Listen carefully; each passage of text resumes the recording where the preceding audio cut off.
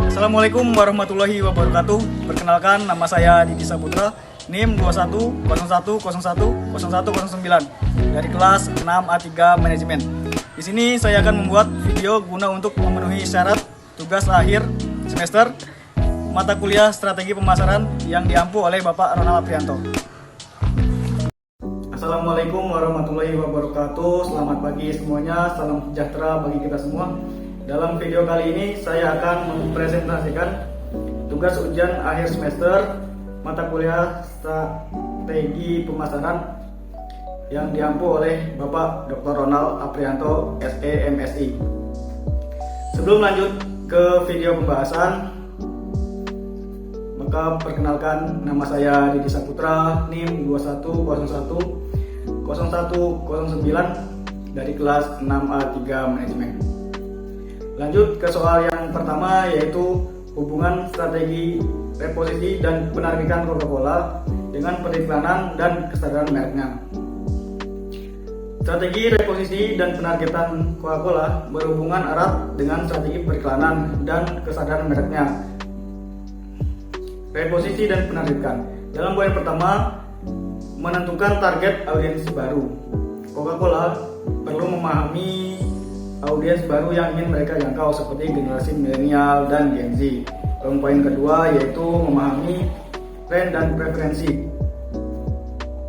Memahami tren dan preferensi ini sangat penting untuk memahami tren kesehatan dan gaya hidup yang diminati audiens baru sehingga tidak tertinggal oleh zaman. Yang poin ketiga, menyesuaikan penawaran produk. Poin ini, Coca-Cola dapat meluncurkan produk baru atau memodifikasi produk yang ada agar sesuai dengan kebutuhan dan preferensi audiens yang baru.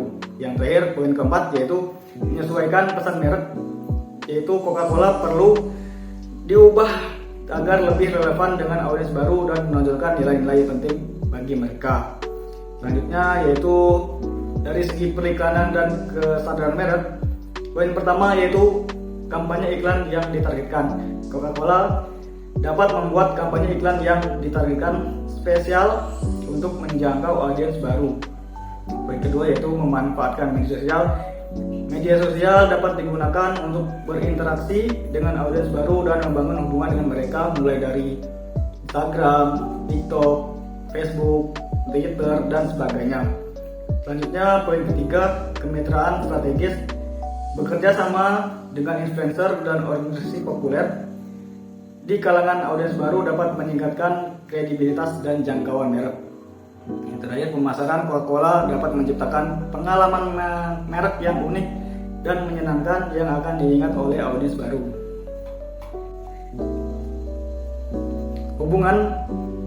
Hubungannya yang pertama, yaitu reposisi dan penargetan menginformasikan strategi periklanan, yang artinya pemahaman tentang audiens baru dan kebutuhan mereka membantu Coca-Cola mengembangkan kampanye iklan yang lebih efektif dan pesan merek yang lebih relevan. Sedangkan periklanan dan kesadaran merek meningkatkan reposisi, yang artinya kampanye iklan dan upaya peningkatan kesadaran merek dapat membantu Coca-Cola mencapai target audiens baru dan memposisikan merek dengan cara yang baru dan menarik. Kita lanjut ke soal nomor 2, yaitu strategi keputusan apa yang diterapkan Coca-Cola. Apakah strategi undifferentiated, differentiated, ataupun concentrated marketing. Jadi Coca-Cola sendiri menerapkan strategi differentiated. Apa itu strategi differentiated? Strategi differentiated ataupun pemasaran terdiferensiasi adalah strategi pemasaran di mana perusahaan menargetkan beberapa segmen pasar dengan produk ataupun layanan yang disesuaikan secara khusus untuk memenuhi kebutuhan dan preferensi masing-masing segmen. Nah, dapat kita lihat juga dari berbagai aspek kenapa Coca-Cola mengambil atau menerapkan strategi differentiated, yaitu mulai dari produknya. Mulai dari poin pertama, yaitu rasa dan varian. Coca-Cola sendiri menawarkan berbagai rasa dan varian untuk memenuhi selera konsumen yang berbeda-beda. Selain rasa klasik, mereka juga menghadirkan varian rasa baru seperti Coca-Cola Zero Sugar, Coca-Cola Vanilla dan Coca-Cola Cherry. Untuk poin yang kedua, mulai dari kemasannya, Coca-Cola menggunakan berbagai jenis kemasan seperti botol plastik, botol kaca, dan kaleng. Dapat kita lihat juga di layar kemasan Coca-Cola dari masa ke masa yang telah disesuaikan dengan zaman sehingga tidak tertinggal oleh zaman dan waktu, dan untuk menyesuaikan dengan kebutuhan dan preferensi konsumen. Dari poin nomor 3, aspeknya bisa kita lihat dari branding. Coca-Cola membangun citra merek yang kuat dan mudah dikenali melalui logo yang sangat familiar, terus dari slogan juga dan kampanye pemasaran yang ikonik. Dan terus lanjut ke aspek yang kedua, yaitu dari pemasaran. Dapat kita lihat poin pertama yaitu segmentasi pasar. Coca-Cola menargetkan konsumen dari berbagai segmen seperti anak muda, keluarga, dan profesional. Poin kedua, iklan dan promosi. Coca-Cola gencar melakukan iklan dan promosi di berbagai media seperti televisi, radio, media sosial, dan platform digital lainnya. Yang ketiga, sponsorship. Nah, di sini Coca-Cola aktif terlibat dalam berbagai kegiatan sponsor seperti acara olahraga, yaitu di setiap gelaran musimnya Piala Dunia pasti Coca-Cola ikut dalam kegiatan tersebut, festival musik, dan kegiatan sosial lainnya. Tidak luput dari tantangan persaingan di industri minuman semakin ketat, dan perusahaan perlu terus berinovasi untuk mempertahankan keunggulan kompetitifnya. Namun dengan strategi diferensiasi yang tepat, Coca-Cola memiliki peluang besar untuk berkembang dan menjadi merek minuman yang dicintai oleh konsumen di seluruh dunia. Lanjut ke soal yang terakhir, apakah Coca-Cola menggunakan saluran tingkat level 0 atau direct marketing channel ke pelanggan akhir, dan jelaskan mengapa menggunakan teori dinamika saluran.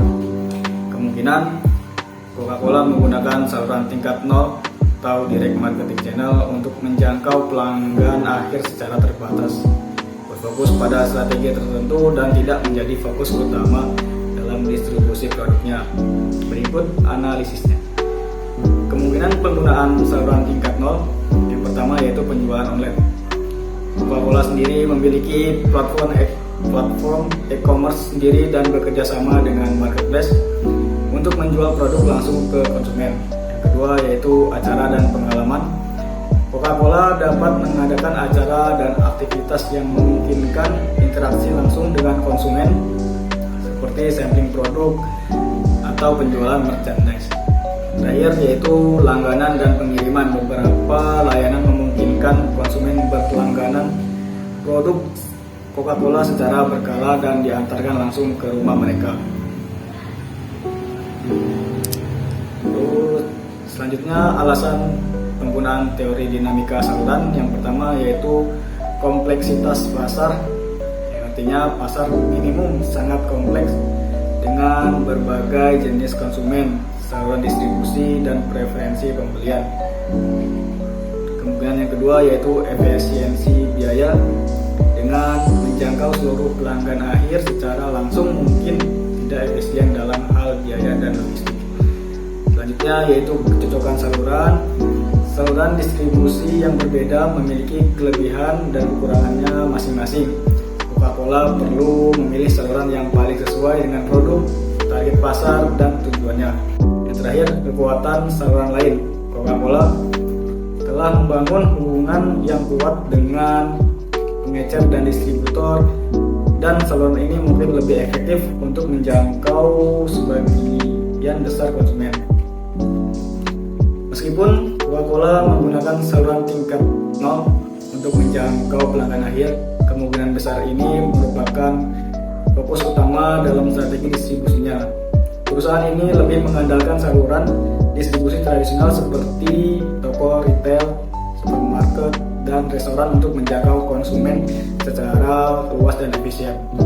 Teori dinamika saluran membantu menjelaskan mengapa Coca-Cola menggunakan kombinasi saluran distribusi yang berbeda dengan mempertimbangkan faktor-faktor seperti kompleksitas pasar, efisiensi biaya, kecocokan saluran, dan kekuatan saluran lain. Coca-Cola dapat memilih strategi distribusi yang optimal untuk mencapai tujuannya. Mungkin itu saja, dan kesimpulan dari video ini yaitu strategi pemasaran Coca-Cola yang terpadu dan komprehensif telah menjadi kunci utama kesuksesan mereka dalam mencapai pasar global. Dengan terus berinovasi, beradaptasi, dan membangun hubungan yang kuat dengan konsumen, Coca-Cola dapat mempertahankan posisinya sebagai salah satu merek minuman ternama di dunia. Mungkin itu saja presentasi dari saya. Kurang lebihnya saya mohon maaf. Saya akhiri. Wassalamualaikum warahmatullahi wabarakatuh.